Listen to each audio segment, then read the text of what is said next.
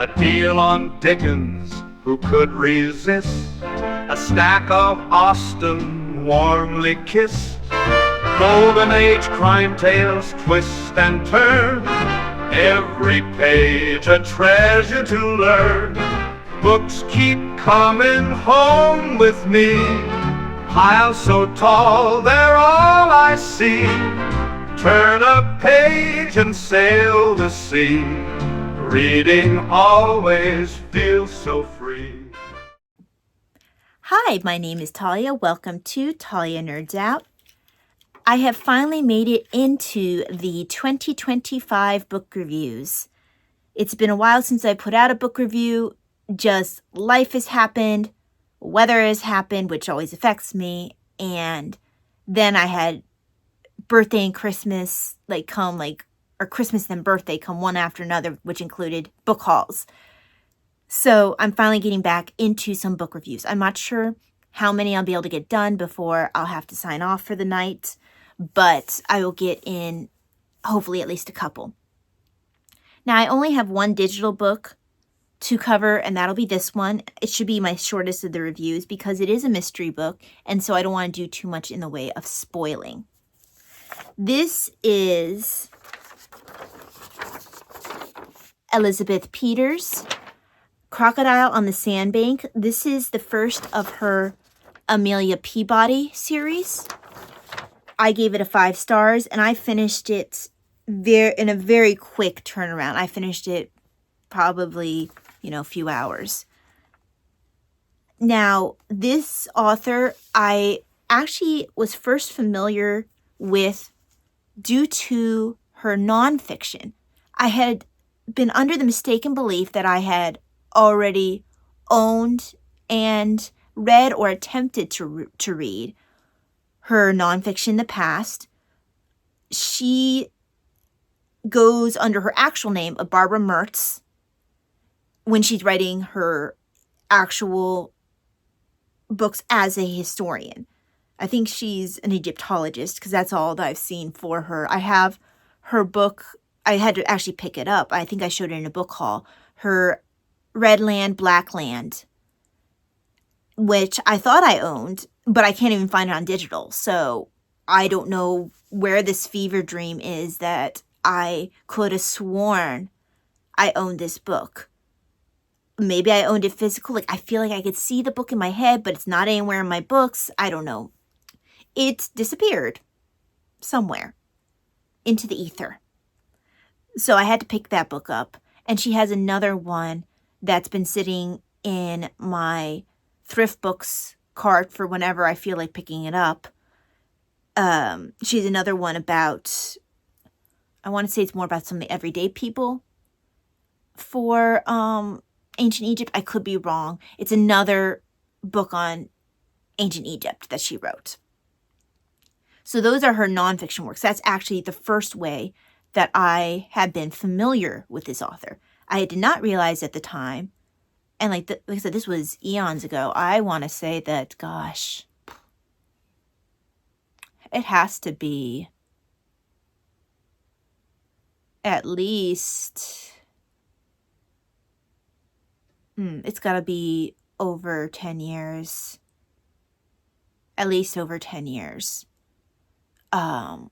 Since I first became of her work, because that was when I started to check out Bob Brier. I ran into his work through The Great Courses, aka The Learning Company, when I watched his course on there. When I went into looking his stuff up, I ran into Barbara Mertz's stuff. So I've known of her for a very long time, which is why I have this absolute certitude that I've either read her work or attempted to read her work, but apparently I'm wrong. But this was my first time experiencing her as a fiction writer, and I was delighted to find that not only is she someone who writes during a period that I find interesting, which seems to be during the golden era of Egyptology, which is, you think of the time period of Christie's own lifetime, as well as a bit before that point. So that golden age of Egyptology, plus it's kind of got that Golden Age mystery feel as well, which is really cool. So this is the first of that series. Your main character is a character named Amelia Peabody. Right off the bat, it has some similarities to The Man in the Brown Suit by Agatha Christie.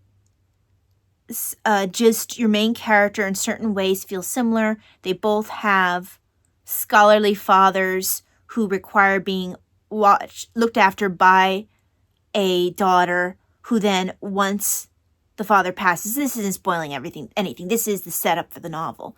After the father passes, then the daughter makes the choice to go traveling. Now, the circumstances that each individual character finds herself in, I'm trying to remember, I can't remember the name of the character. Anne. I want to say it's Anne in Man in the Brown Suit, but Amelia in the Amelia Peabody books. They're in very different circumstances financially after the death of their particular fathers, of their respective fathers. Besides the actual mystery and the trappings of the golden age of Egyptology, part of what I enjoy about this book is the depth to which it examines not only, it does this with all of the characters, but I enjoy the depth to which it explores women characters, as in, like, there's a lot of a tendency in more modern media to attempt to do what's considered the strong female character, which basically ends up being a almost emotionless, obnoxious character with very little in the way of flaws. And there's almost just, they're Mary Sue's. They're too perfect. But they also come across like jerks a lot of times. And I think it's an attempt to push back against perceived stereotypes, either, I would say, past and or perceived stereotypes. Because there were points in literature that maybe, yes, women characters weren't written quite as well, depending on who the author was that you were dealing with, or what medium you were dealing with. But there has been a tendency to go too far the other direction with kind of this strong female character stereotype, girl boss type character, which honestly is just super annoying. And it also has led to the tendency, I wouldn't mind if you would have, you have that character interspersed among a bunch of other different kinds of female characters. But unfortunately, the tendency has been to have that be what your female characters are. Now, to go back to this book does not do that.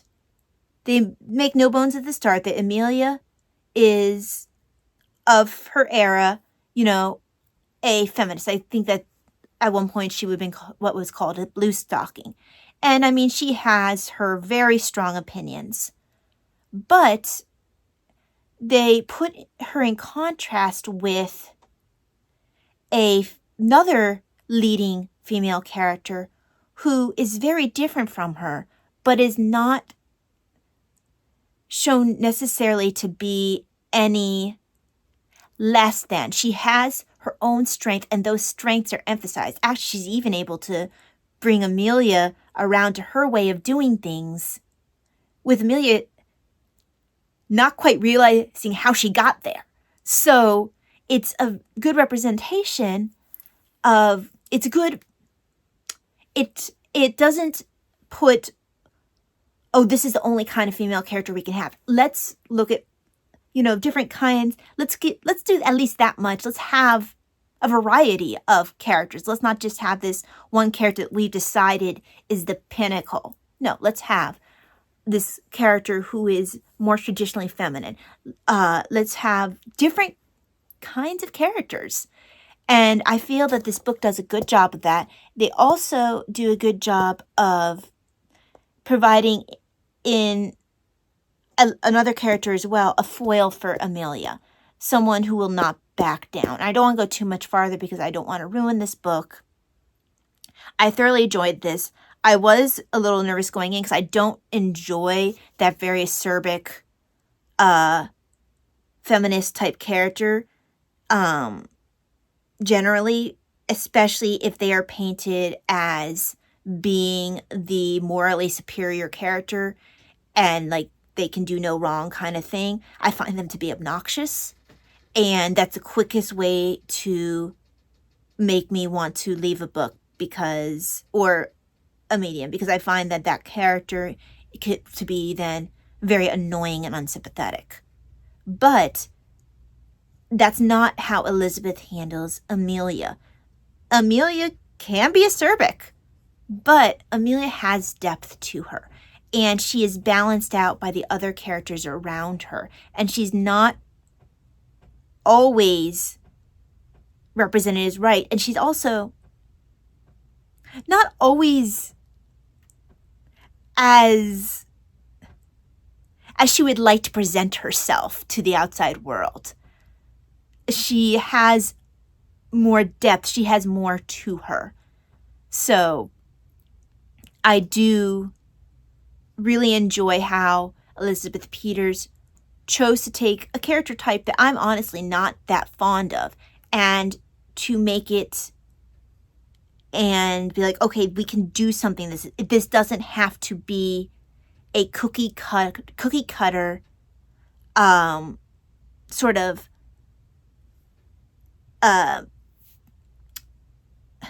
profile of a character, sort of a silhouette of a character. We're going to actually make this a character with full-on depth. And that's the way characters should be written. Even if I don't like a particular character's worldview, I should be able to find something that I can say, well, this character has something else to them. I might dislike them terribly, which is not the case with Amelia, but I should be able to find something to grab a hold of because that character has more to them. And I understand that as you go on through a story and you get more and more away from your main cast, more ancillary characters, there can be only so much that different characters are explored, and that makes sense. I actually will cover that in more detail when my ideas on that in more detail when I hit a different book. But yeah, this is a good book. I look forward to exploring the second one. I'll probably borrow that one from Libby, and I'll do that when I need a little bit of a palette cleanser. I was hoping to maybe wait till March, where I guess it's March Mystery Madness, but I might do that a bit early because I have a bunch of mystery books. I don't need to wait. So, yes, I do recommend Crocodile on the Sandbank by Elizabeth Peters. Thank you very much for joining me for this book review. Hope that you have a wonderful day. I'm just checking the time. It looks like I can at least get another review, maybe two in. So, yeah, thank you for joining me. I will see you for the next review. God bless. Bye. Books keep coming home with me, piles so tall they're all I see. Turn a page and sail the sea. Reading always feels so free.